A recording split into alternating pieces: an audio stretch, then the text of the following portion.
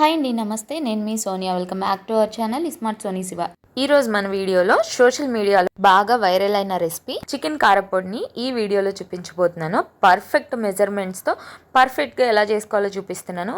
ఇది వేడి వేడి అన్నంలో నెయ్యి వేసుకొని అలా కలుపుకొని తింటే అబ్బా ఉంటుందండి టేస్ట్. అసలు నేను చెప్పడం కాదు, మీరు ట్రై చేస్తే మీకు కూడా తెలుస్తుంది. ఆ కారపొడి చికెన్ ఫ్లేవర్తో చాలా చాలా బాగుంటుంది. ఇది ఒకసారి చేసి పెట్టుకుంటే నెల రోజుల పాటు హ్యాపీగా నిల్వ ఉంచుకోవచ్చు.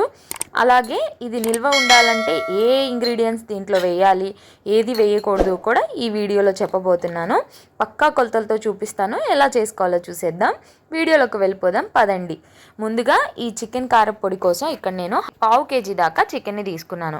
1/2 kg చికెన్ని ఇలా చిన్న ముక్కలుగా కట్ చేసుకున్నాను. శుభ్రంగా వాష్ చేసేసుకున్నాను. బోన్లెస్ చికెనే తీసుకోండి, బోన్స్ ఉన్న చికెన్ని తీసుకోకండి.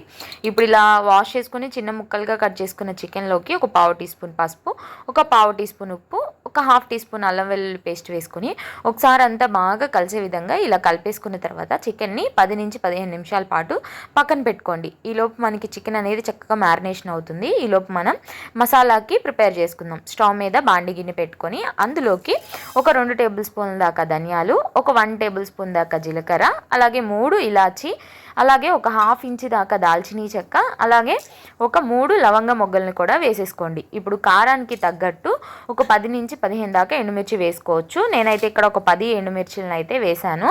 సో మీ స్పైసీనెస్కి తగ్గట్టు యాడ్ చేసుకోండి. ఇప్పుడు ఇందులోకి ఒక 1/2 టీ స్పూన్ దాకా ఆయిల్ని వేసుకొని మీడియం టు సిమ్లో అడ్జస్ట్ చేసుకుంటూ చక్కగా వీటిల్ని ఒక నిమిషం పాటు వేయించుకోండి. ఒక నిమిషం తర్వాత ఇందులోకి ఒక 1/4 కప్పు దాకా కరివేపాకును కూడా వేసుకొని కరివేపాకు అనేది క్రిస్పీగా అయ్యేంత వరకు ఫ్రై చేసుకోవాలి. ఈలోపు మసాలా దినుసులు కూడా చక్కగా వేగిపోయి మంచి వాసన వస్తాయి అన్నమాట.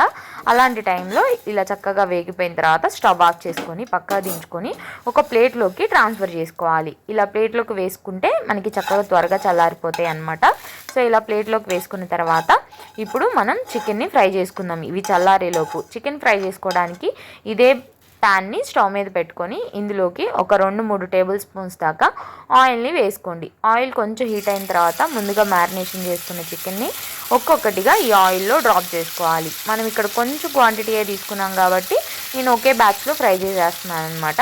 సో ఇప్పుడు వీటిని మీడియం ఫ్లేమ్లో పెట్టుకొని చక్కగా ఫ్రై చేసుకోవాలి. ఎలా అంటే మనం చికెన్ పచ్చడికి ఎలా అయితే చికెన్ని ఫ్రై చేసుకుంటామో అలాగా పైన మనకి గోల్డెన్ కలర్ వచ్చి చక్కగా క్రిస్పీగా అయ్యేంత వరకు ఈ చికెన్ని ఓన్లీ మీడియం ఫ్లేమ్లో పెట్టుకొని మాత్రమే కలుపుకుంటూ ఫ్రై చేసుకోవాలి. ఇది మాడిపోతే మనకి చికెన్ కారపొడి టెక్స్చరు, టేస్టు అన్నీ మారిపోతాయని గుర్తుపెట్టుకోండి. చక్కగా ఇలా చికెన్ అనేది గోల్డెన్ బ్రౌన్ కలర్లో క్రిస్పీగా అయ్యేంత వరకు ఫ్రై చేసుకున్న తర్వాత ఇలా ప్లేట్లోకి తీసుకోండి. చికెన్ కనుక వేయకపోతే మనకి ఎక్కువ రోజులు నిల్వ ఉండదు, అది కూడా గుర్తుపెట్టుకోండి. చికెన్ని ఇలా వేయించుకొని ప్లేట్లోకి పెట్టుకున్న తర్వాత ఇప్పుడు ఇందులోకి ఇదే ఆయిల్లోకి ఒక 15 దాకా వెల్లుల్లిపాయల్ని పొట్టు వెల్చుకొని ఇలా ఫ్రై చేసుకోవాలి. మీకు ఇక్కడ నేను ఏ ఇంగ్రీడియంట్స్ వేస్తే ఎక్కువ రోజులు నిల్వ ఉంటుంది, ఏది వేస్తే ఎక్కువ నిల్వ ఉండదు అన్నాను కదా. ఈ టైంలో మీరు ఆనియన్స్ యాడ్ చేసుకోవచ్చండి. ఆనియన్స్ కూడా ఇలా ఫ్రై చేసుకోవాలి, డీప్ ఫ్రై. బట్ ఆనియన్స్ వేస్తే ఏంటంటే మనకి ఎక్కువ రోజులు స్టోర్ ఉండదు అనమాట. కారపొడి ఒక 1 వీక్ టు 10 డేస్ లోపే అయిపోయేటట్టు అయితే మీరు ఆనియన్స్ వేసుకోవచ్చు. అలా కాకుండా ఎక్కువ రోజులు స్టోర్ చేసుకోవాలంటే ఆనియన్స్ని స్కిప్ చేసేయండి. నేనైతే ఎప్పుడు ఆనియన్స్ లేకుండానే చూపిస్తున్నాను, ఎక్కువ రోజులు స్టోర్ ఉండేటట్టు. ఇలా చిన్నులపాయలు ఫ్రై చేసుకున్న తర్వాత ఒక ప్లేట్లోకి పెట్టేసుకోండి, పక్కన పెట్టుకోండి.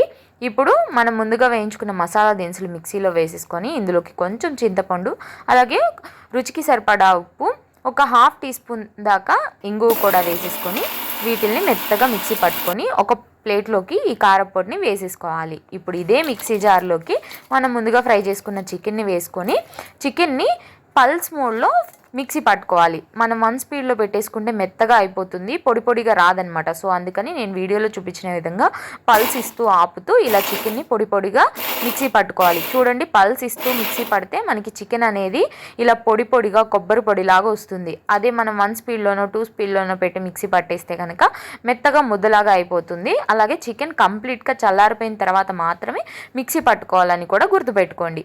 ఇప్పుడు ఇలా పొడివి చేసుకున్న చికెన్ పొడిని మనం ముందుగా వేసుకున్న కారపొడి ప్లేట్లోకి వేసుకొని కొంచెం పొడిని ఇలా మిక్సీ జార్లోనే ఉంచుకొని ఇందులోకి వేయించుకున్న చిన్నులపాయలను వేసుకొని మెత్తగా మిక్సీ పట్టుకోండి. ఇలా చేయడం వల్ల మనకి చక్కగా చిన్నులపాయలు కూడా మెత్తగా గ్రైండ్ అవుతాయి అన్నమాట. ఇప్పుడు వీటన్నిటిని ప్లేట్లోకి వేసుకొని ఒకసారి చక్కగా చేత్తో బాగా కలిసే విధంగా కలిపేసుకోండి. మనం ఇలా చేతితో కలుపుకుంటే మనకి ఇలా టెక్స్చర్ కానీ చూడండి, చూడటానికి ఎలా ఉందో చక్కగా ఇలా కలిసిపోయి ఇలా ఉంటుందన్నమాట చికెన్ కారపొడి. ఇప్పుడు ఇది ఎక్కువ రోజులు నిల్వ ఉండాలంటే మనం ఈ చికెన్ కారపొడికి తాలింపు పెట్టుకోవాలి. దానికోసం చికెన్ని వేయించుకున్నాం కదా, దాంట్లోనే ఇట్లా కొంచెం ఆయిల్ ఉంటుందన్నమాట. ఆయిల్లోనే ఒక 4-5 వెల్లుల్లిపాయల్ని ఇలా దంచుకొని వేసేసుకోండి.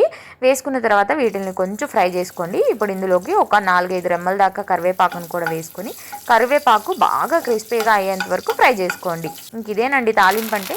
మనం వేయాల్సిన అవసరం లేదనమాట. ఇప్పుడు తాలింపు వేగిన తర్వాత స్టవ్ ఆఫ్ చేసుకొని పక్కకు దించుకొని తాలింపు వేడిగా ఉన్నప్పుడే ఈ చికెన్ కారపొడిని మొత్తాన్ని కూడా ఈ తాలింపులోకి వేసేసుకోవాలి. వేసేసుకొని చక్కగా అంతా కలిసే విధంగా కలిపేసుకోండి. ముందు కొంచెం ఒకసారి స్పూన్తో కలిపేసుకోండి, తర్వాత చేతితో కలుపుకుంటే చక్కగా మనకి కలిసిపోతుంది అనమాట. చూసారు కదండి, ఎంతో రుచికరమైన ఘాటైన చికెన్ కారపొడి పక్కా కొలతలతో పొడి పొడిగా ఎంత పర్ఫెక్ట్గా రెడీ అయిపోయిందో మీకు చూస్తుంటేనే తెలుస్తుంది కదా ఎంత పర్ఫెక్ట్గా వచ్చిందో.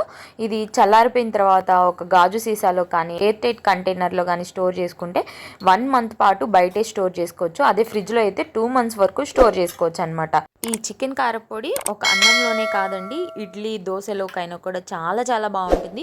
మనకి వంట చేసే ఓపిక లేనప్పుడు ఈ చికెన్ కారపొడి వేసుకొని తింటే అన్నం తృప్తిగా తింటారు, నాది గ్యారంటీ.